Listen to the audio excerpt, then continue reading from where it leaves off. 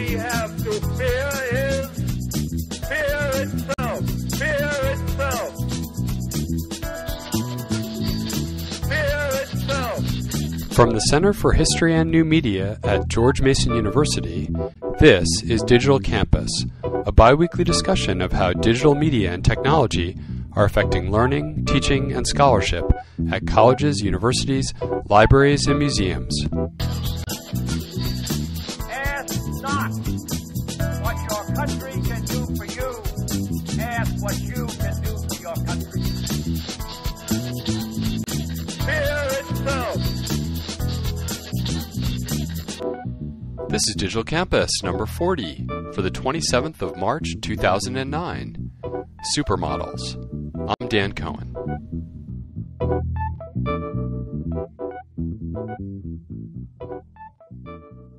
It's the 40th edition of the Digital Campus podcast. I'm Dan Cohen. Welcome back to the podcast. If you're an old-time listener, if you're a first-time listener, welcome to the podcast that discusses technology and what's going on in libraries, museums, and universities. Hopefully we didn't depress you too much from episode 39 where we discussed the way in which the downturn's impacting that, and we'll have a little follow-up on that in just a second, but I want to introduce the other co-hosts of the podcast, Tom Scheinfeld of foundhistory.org and at foundhistory on Twitter. Hey, Tom. Hey, Dan. Welcome back. Hope you're doing okay. Thanks. Yeah. And Tom is about to be a father for the first time. Very exciting. Yes. So right, if I drop off the podcast suddenly, you'll know why. It's imminent. So. Right. If there's a little Tom Scheinfeld hiatus from Digital Campus, we are expecting you to live blog or Twitter. I'm going to try to avoid being that guy. You sure? we can get you I don't know, maybe a flip video cam you could take in there. I think your wife would mind that? I think my wife would have a bit. You've got a blog, you've got podcasts, you're on Twitter. Come on, I have all these. I have all these channels to. Yes, the whole world wants to see the photographs of the birth as it happens. Live. Yeah. Okay. Well, maybe I'll come for that, and I'll do it since you'll be busy. All right. Well, then helping her breathe and do all that stuff. The other voice you hear, of course, is Mills Kelly of edwired.org and the fake at Edwired on Twitter. He's actually not on Twitter, as old-time listeners know, the Twitter skeptic, Mills Kelly. Hey, Mills. Hey, it's me. I'm here. Welcome back to the podcast, and also from the Gorby Fest this week at Mason. Mikhail Gorbachev was here, and Mills was running the show. How'd that go? It went incredibly well, and it's also led to a new excuse for why I'm behind in my email, which is Gorbachev ate my homework. It seems like a pretty good excuse to me. We were discussing before the podcast. So Gorby is on Facebook, but not on Twitter. Is that correct? That's right. Yeah, he has a pretty active Facebook community, but not on Twitter. So at least he and I agree about something. I'm surprised there's not a fake Gorby. We should there's somebody Gorby? search. If you search for Mikhail Gorbachev on Twitter, you get some post that by there's only one post on there, and it's a threatening thing from Linden Labs saying, whatever you're doing, cease and desist. Like, why Linden Labs has something to do with that, I don't know. Huh, very odd. Well, he should go grab a username and join Shaquille O'Neal and the others on there. I think he'd be a great celeb to be on Gorby. There. Yeah. Okay. Well, Tom Mills, did you, since our depressing episode 39 where we talked about the Great Recession and its impact, any other news stories that came up that kind of touched on that issue before we dive into the new and hopefully happier news from the past 2 weeks? Sadly, yes. I noticed a couple of things. Two of them here in our home state of Virginia. It seems as though the University of Virginia, on the one hand, is going to be phasing out its computer labs. Over the next 3 years, they're going to be getting rid of all of their computer labs. They did a survey, and they found that almost all of their students, 99% of their students, arrive on campus with laptops, and they figured why do we need to maintain these expensive labs in the downturn? This was a good, I think, reason for them to phase those out. I think that the other thing the story mentioned, this is a story in the Chronicle of Higher Ed, mentioned that most of the students, 95% of the use of those lab computers was for text documents and web browsing, which they figure people can do on their own machines. They don't need, a new, less than 2-year-old, nice, high-powered machine to be doing those kinds of things. So they're phasing out the labs, and then Virginia Tech. The Virginia Tech Library is cutting its journal subscription budget by $1 million for the next year. So they are reacting to what we've talked about often here, the high price of especially scientific journals. So right. More downturn news. Right. Yeah. I'll have to pull up this article and link to it from digitalcampus.tv. But I did see that Reed Elsevier, which publishes a lot of those expensive science journals, they actually had an increase in revenue and profits last year in 2008. I mean, right. what other businesses are that recession-proof? Walmart. Right. Walmart. Right. Yeah. Funeral homes. Right. and science journals. Gosh. And interestingly, I learned on Tuesday night, independent movie theaters. One of the people I met through this Gorbachev event was a guy who owns a chain of independent movie theaters in the Midwest, sort of like arts cinemas. And he said that 2008 was one of their best years ever. And he said he thinks it's that people, that movies are still relatively inexpensive, and he's not showing, blockbuster films, so I suspect he might be charging a little less. But movies are, maybe a little cheaper than a lot of other kinds of entertainment, and like going out for dinner, for instance. And so he said they did really well this past year, and then the first part of this year they're doing well too. Wow. Who knew? Who knew? Right. So Reed Elsevier earnings per share were up 24%. In their earnings call from March 20th, 2009. Well, maybe that was the straw that broke Virginia Tech's back. Right. I think it's going to be hard for them to justify in the midst of huge budget cuts, especially in the state universities. It's going to be hard for them to justify those kinds of profits. Right. One thing we didn't really touch on last week is, or maybe we did. I should go back and listen. But that feeling of everyone kind of having to work together, or everyone having to sacrifice. And I think groups, I probably should have read this Reed Elsevier article a little bit more closely and seen what the breakdown is in terms of their journals and versus their other information profits. But I think universities right now are really feeling like, well, if you're not kind of sharing in our pain, then we don't like you. I would assume this is true in museums and libraries as well. So, software companies that want to raise their rates, or journal subscriptions that want to just keep going up at 10% a year. Surely this year in 2009, they're going to be looked at even more harshly than they were in the past. Yeah, the thing that worries me about this journal subscription thing is what's going to happen to the kind of marginal journals, the not American Historical Review journals, the the ones I know, Central European History, Nationalities papers, journals that are not well supported, and what's going to happen to them? And the quick answer is, they'll just become web journals. Well, of course, as though that were free. So, what really worries me is that a lot of these smaller journals that do really important work in sort of corners of the humanities and social sciences as opposed to the mainstream, a lot of them are just going to get squeezed out of existence, and with nobody to fund them. And I worry that universities won't make that leap of saying, okay, well, right now we're giving you a graduate assistant and and a part-time secretary because you're the editor of this journal, and because it's a real paper journal. But if it goes over to a web journal, I worry that universities are going to not support it in the same way, and that a lot of these journals will just evaporate. Well, they're certainly going to, these smaller journals, they're going to have to operate on very lean budgets. I assume for a while there will still be paper subscriptions, but going to web, right? There are still editorial costs and things like that. But this is going to have to be a time to be creative on those fronts, isn't it? I mean, it's probably going to have to involve a little bit more crowdsourcing, a little bit less fussiness in terms of things like that kind of final 5% of editing that really costs a lot. To get all the footnotes correct, things like that. But the most important service that these journals provide is already free, and that's the peer review. Right, peer exactly. review costs these journals nothing. We all read manuscripts. We all read early submissions, and we all do that for free. So it seems to me that the most vital function that these journals perform is already being done on the cheap, and that can continue. It's just a matter of the distribution model and things like the finishing touches, the editing, the typography, those things you were mentioning, Dan. So I'm not hugely optimistic, but I think there's that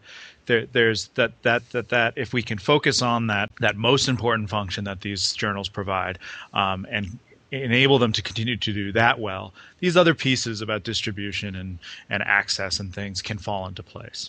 Right. I mean, for those of us who are, have blogs and things like that, it just seems at this point in 2009, the whole idea of marketing or, getting the attention doesn't seem like a big problem at this point. And there are mechanisms that are arising that are effectively crowdsourced by people linking and retweeting and all these other things for finding interesting, good stuff, no matter where it's published and through whatever process. So, it seems like on some of these smaller journals, they could use something like the Open Journal system from UBC, of course, pkp.ubc.ca.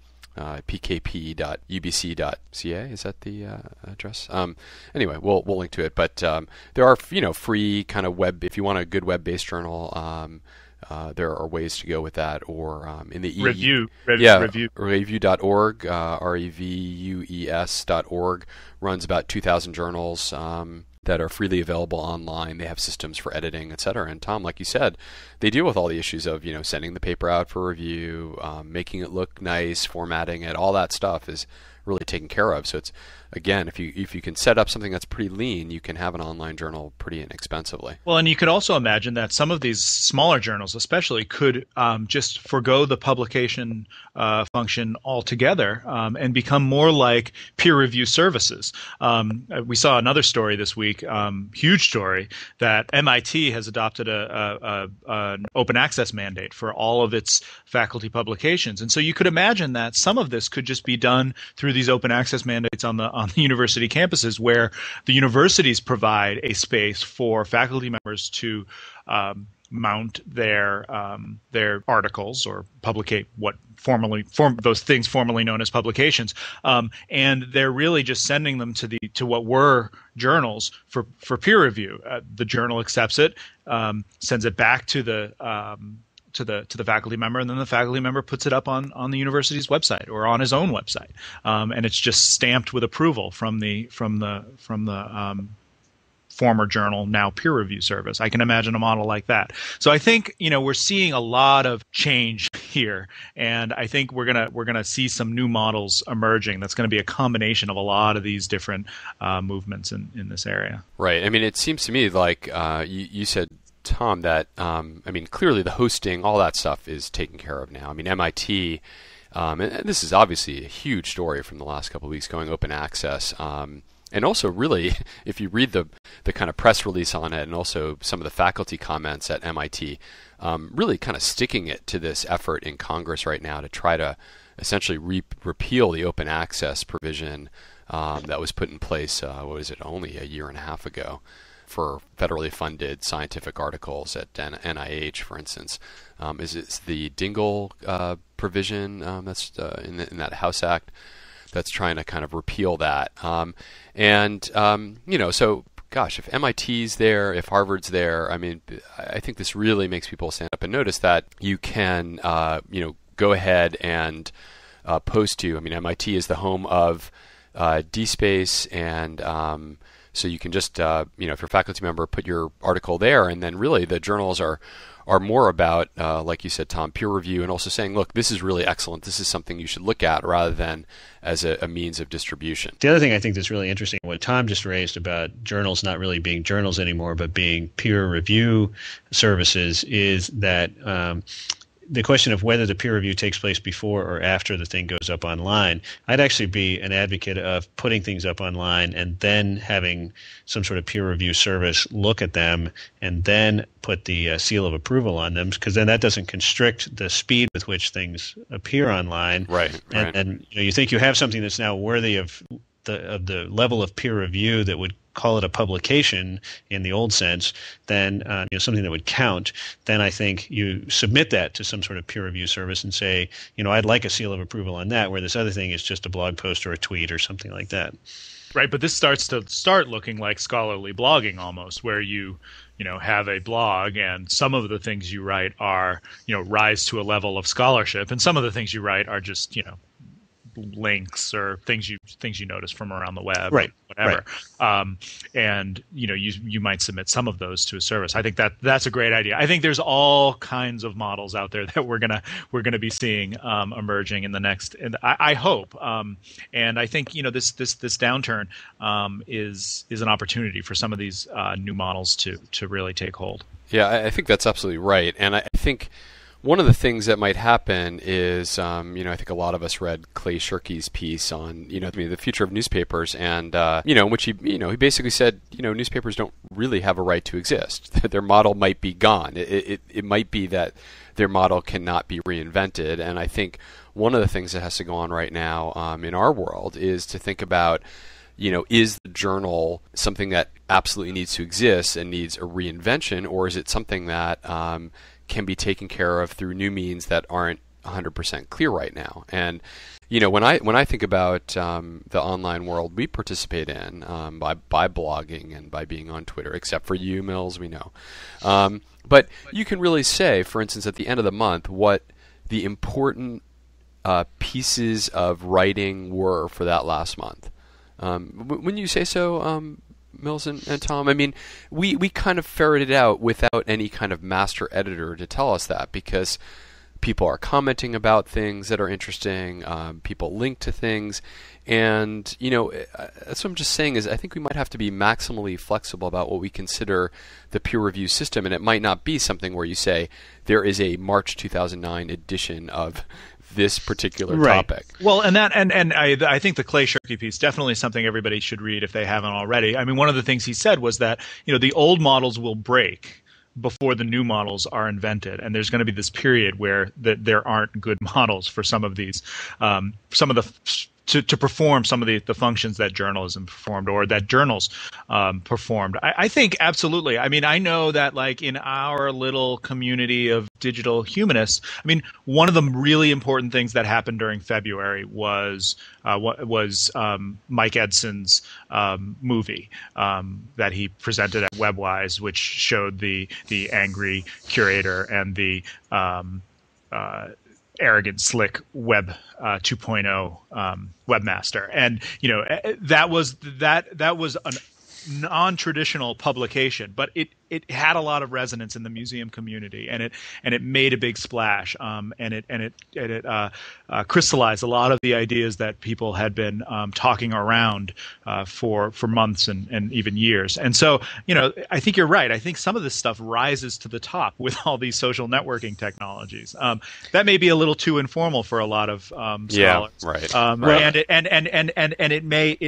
it may have to work in tandem with some more formalized, more rigorous peer review systems. But I think there's a new model out there that's going to incorporate all these new technologies. Well, and the thing, I'm struck by this conversation because a couple of weeks ago I was up at Penn doing a workshop with some grad students, and a couple of faculty members were there as well. And one of them, who's very sympathetic to digital humanities, has done a couple of websites, sort of small things himself.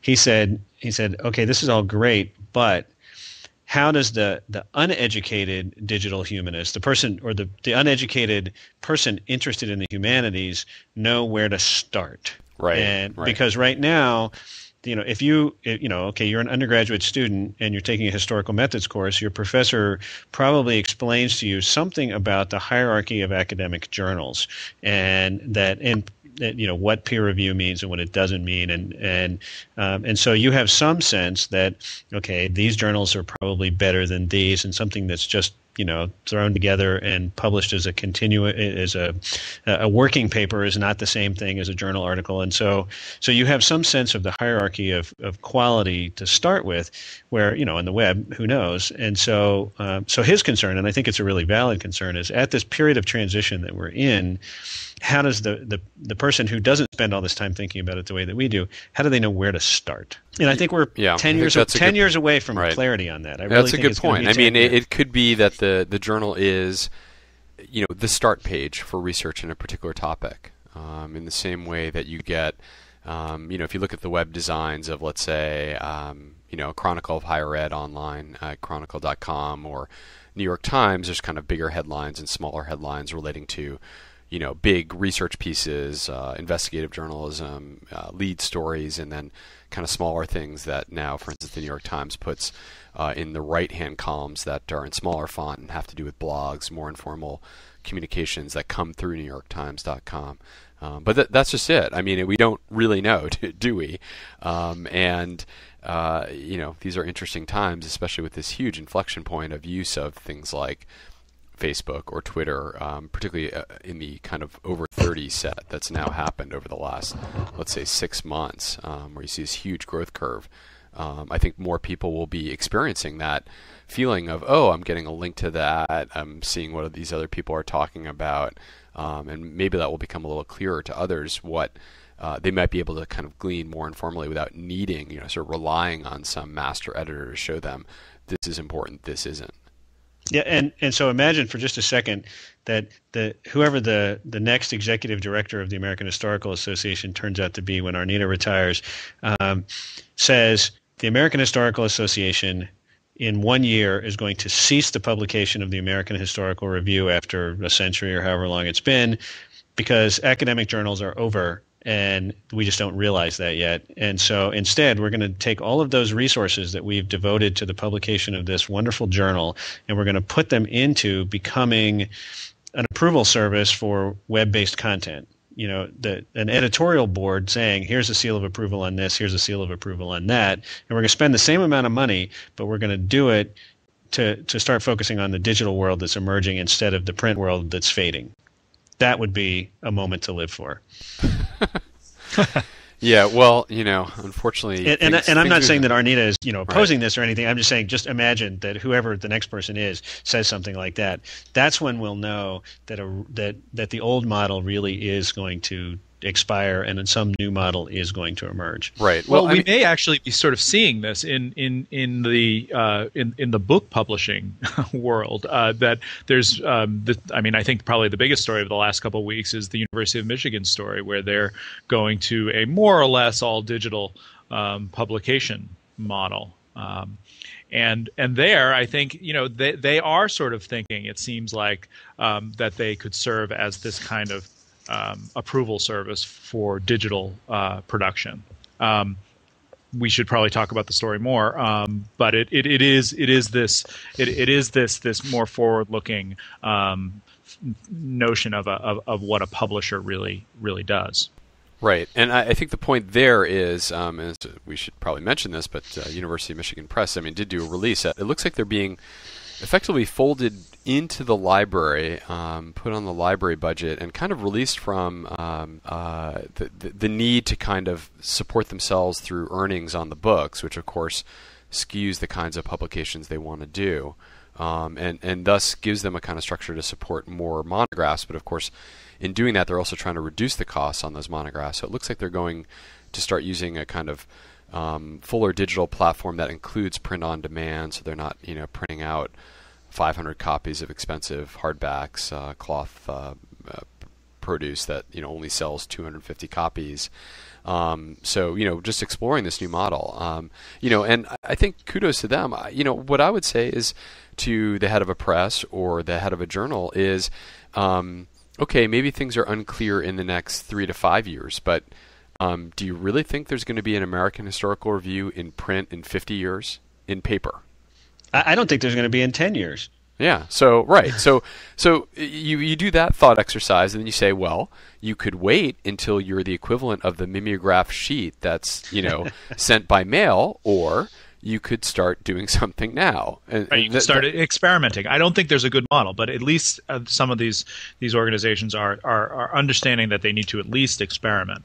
Right. That's the only thing that's going to keep them ahead of the curve. Right. I mean, of course, the scary part of this is we should say that there's a human cost to this experimentation, that that this might involve cutting staff at a press or at a journal. There is an impact to this. And we've seen a lot of that in the last couple of weeks. University of Missouri Press and some others have laid off a lot of staff. And I think it's important to also remember that there's sort of two things going on simultaneously that have affected these presses, and one of them is that there's something really important is changing in academic publishing, and the other is we're in the middle of an economic crisis, and so those people who worked for the press, those skills that they have as editors or typographers or whatever, many of those skills are transferable to the new models, whatever they turn out to be. A lot of the jobs that are being lost because universities are broke at the moment.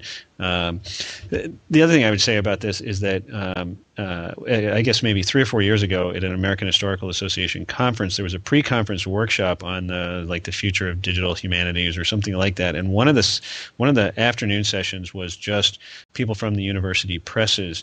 And I've rarely been in a room where there was that much fear. And this was 3 or 4 years ago, because they already knew 3 or 4 years ago that they were doomed in the current model that they were in. And as one speaker said, the principal problem that they have is that there's no cost recovery model for their business.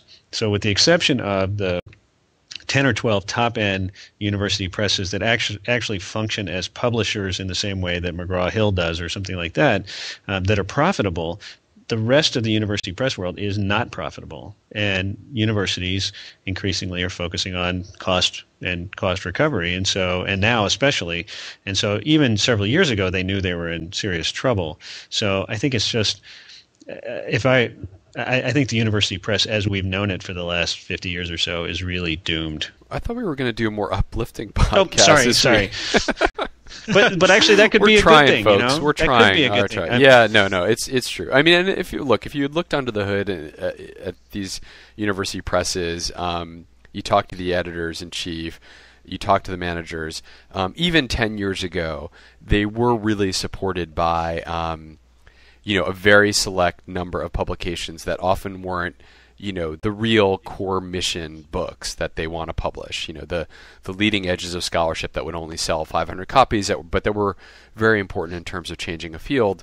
A lot of these university presses had that hidden 1 or 2 or 3 books that sold thousands of copies every year, and it was things like medical handbooks that families buy, or travel books to Europe that had nice pictures and that sold a lot of copies. And they were things that you could imagine at a commercial press, but they were really things that kind of kept these presses alive. And no press, I mean, you're right, the economics have gone away. I mean, you just can't, if you imagine a press that was just all monographs selling 200 hardback copies, I don't really see the business model. The business model's really never been there for that, or hasn't been there for that for the last 10 years. So, with that sense of doom, as Tom said, I suppose has to come experimentation on it. And I would refer all of our listeners to a very interesting speech that was given at the University of Virginia on, of all dates, February the 4th, 1999, so 10 years ago, by Stan Katz up at Princeton, and he just recently retired from the ACLS at this point. Has a wonderful title, "A Computer is Not a Typewriter, or Getting Right with Information Technology in the Humanities." 10 years ago, Stan was already talking about all of this, and so it's really interesting to see the sort of how the things he talked about back in 1999 have really come to fruition, and how the three of us are still rehashing some of his ideas from back then. Yeah, undoubtedly. But we should get Stan on the podcast here. I think so. Great idea. We'll have to link to that. If you could pull up that article, Mills, that would be great to link to from digitalcampus.tv. Same theme here. speaking of experimentation, another story, this Sony adding 500,000 public domain books from the Google Book Search scanning project to their reader. Some of the things that have gone on that front, the iPhone 3.0 release that we saw over the last week also has a kind of interesting possibility for publishers to, for instance, sell a book or an article within an iPhone app. It seems like these new platforms continue to evolve, continue to present ways in which these more traditional forms of a kind of long-form narratives can be put out, sold, repackaged, etc. Right, and I think the University of Michigan is trying to jump on board some of these things. I think I could imagine I could almost imagine the University of Michigan Press becoming an iPhone app, which has many, many more titles than they're able to do now. And they have all received the stamp of approval of the University of Michigan, and they're distributed in that way. You could imagine a university press becoming something more like that iPhone app. This is a move, I think, too, by Sony to counter some of the press and the success that Kindle and Amazon have had, and I think teaming up with Google is probably a smart move for Sony, and I think that's just a good. I think it will be good to have at least two players in this ebook reader game. I would hate to see ebook readers, the Kindle, become what the iPod is now for music players, basically the only one. Right. I mean, couldn't you get a consortium of university presses that had, let's say, an application or a kind of bookstore on Amazon or on the iPhone, and let's say you could explore a subscription model. You can get every single monograph that comes out from Harvard University Press for $49.95 a year. That's pretty attractive to me. If I went on vacation, I wanted to browse around through a bunch of their books. I probably don't buy more than a couple of their books a year at $25 or $30 a piece. Right. So, and then if you could have some kind of print-on-demand model where the ones that you browse a few, and then the ones that you really want to read, you get some kind of a discount. You get a $15.99. You can get the book, or $9.99. You can get the print-on-demand copy to actually bring to the beach with you. That seems like a very promising model, much more promising than actually firing up an actual printing press to print 200 copies of a book and then putting those books on trucks to libraries all over the world. And imagine also then going to sort of the full iPhone app route, where instead of the app store you have the bookstore. And so I'm an author, and I write a book, and rather than going through all the trouble of dealing with an agent and a press and all, an Amazon and all that kind of stuff, I just decide I'm going to put up the first chapter on the Apple bookstore, which you can download the first chapter for 99 cents, and if you want the whole book, then that costs another $1.99, and so the store just becomes the direct conduit between the author and the reader. And then if you want the print on demand, you can get that for some greater amount, as Tom was saying. And I can imagine an awful lot of writers who will do that. Yeah, well, many, many models. I'm sure we'll continue to follow this as the year goes on and revisit that issue.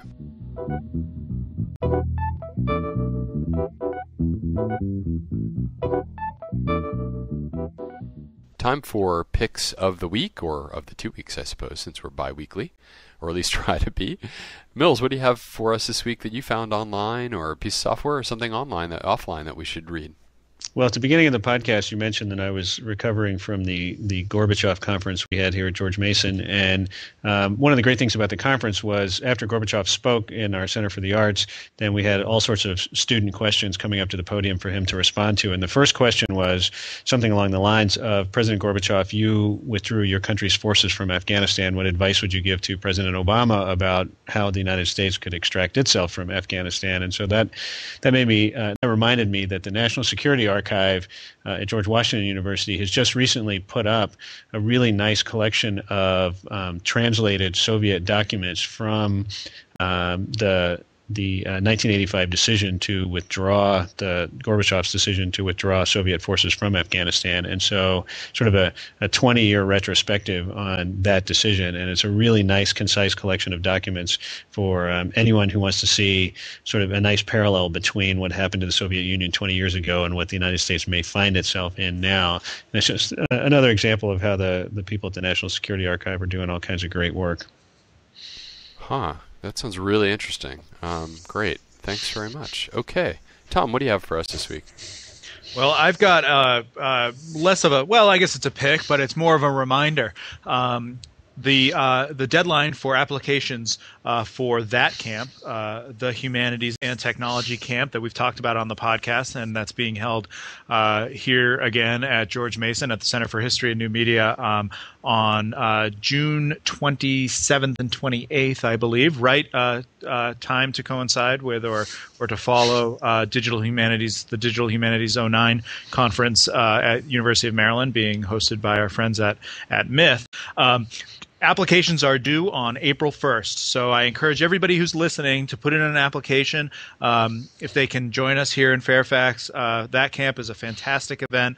And I guess I also want to plug the blogs of the two geniuses behind that camp.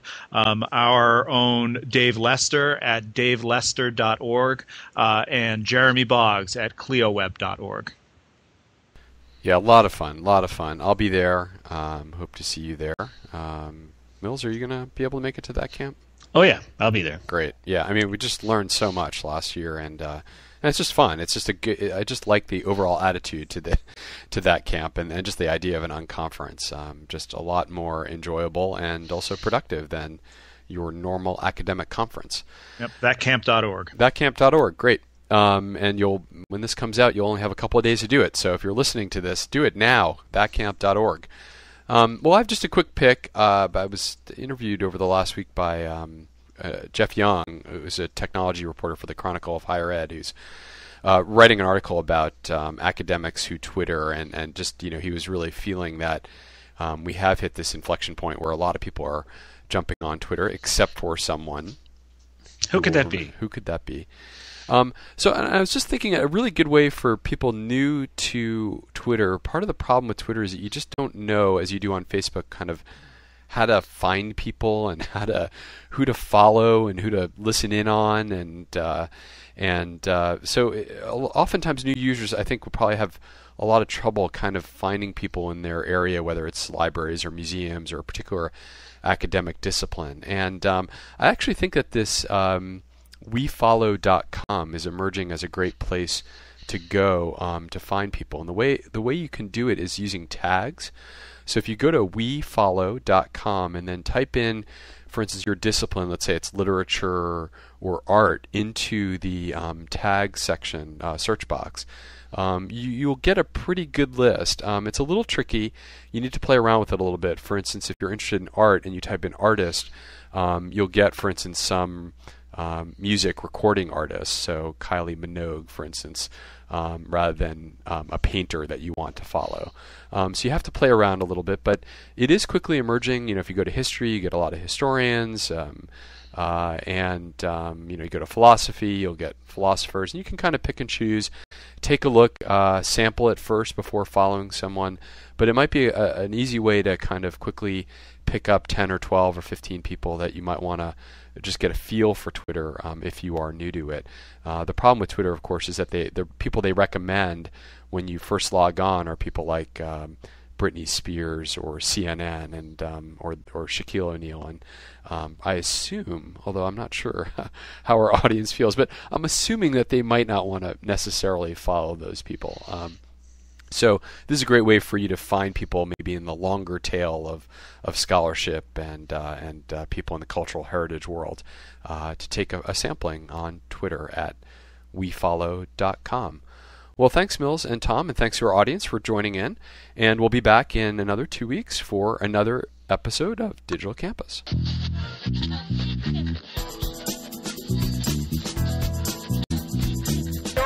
thing we have to fear is fear itself. Fear itself.